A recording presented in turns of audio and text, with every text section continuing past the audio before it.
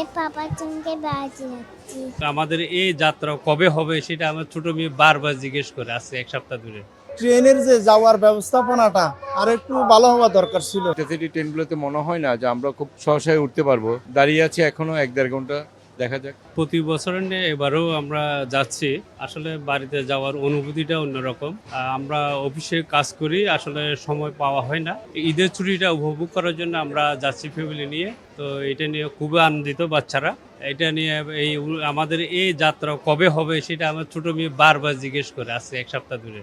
আমাদের জন্য এটা আসলে ঈদটা খুব অন্যরকম হবে বাড়িতে। আলহামদুলিল্লাহ ভালো লাগতেছে। আসলে অনেক দিন পর, আমি তো প্রতি ঈদে যাওয়া হয়, এখানে চাকরি করি এয়ারপোর্টে, সুযোগ হয় ফ্যামিলি নিয়ে আব্বা আম্মার সাথে দেখা করতে। তো এটার তো মনের অনুভূতিটা এটা তো বাসায় প্রকাশ করা যায় না।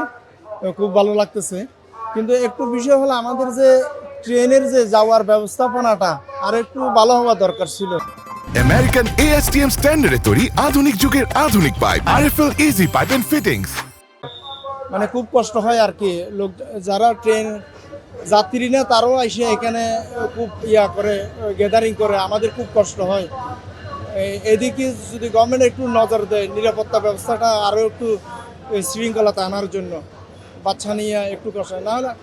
আর সর্বোপরি আলহামদুলিল্লাহ মোটামুটি অনেক আগের থেকে অনেক কিছু ভালো হয়েছে, আর একটু ভালো করা দরকার আর কি।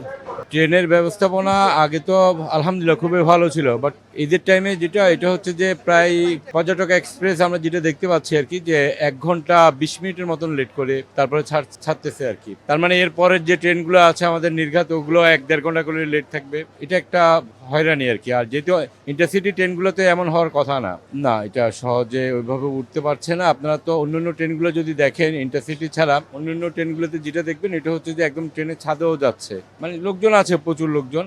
এখন আসলে ওঠার ব্যবস্থাপনাটা আমি যেটা বলবো আর কি, যে ইন্টারসিটি ট্রেনগুলোতে মনে হয় না যে আমরা খুব সহসায় উঠতে পারবো। দাঁড়িয়ে আছি এখনো 1-1.5 ঘন্টা, দেখা যাক।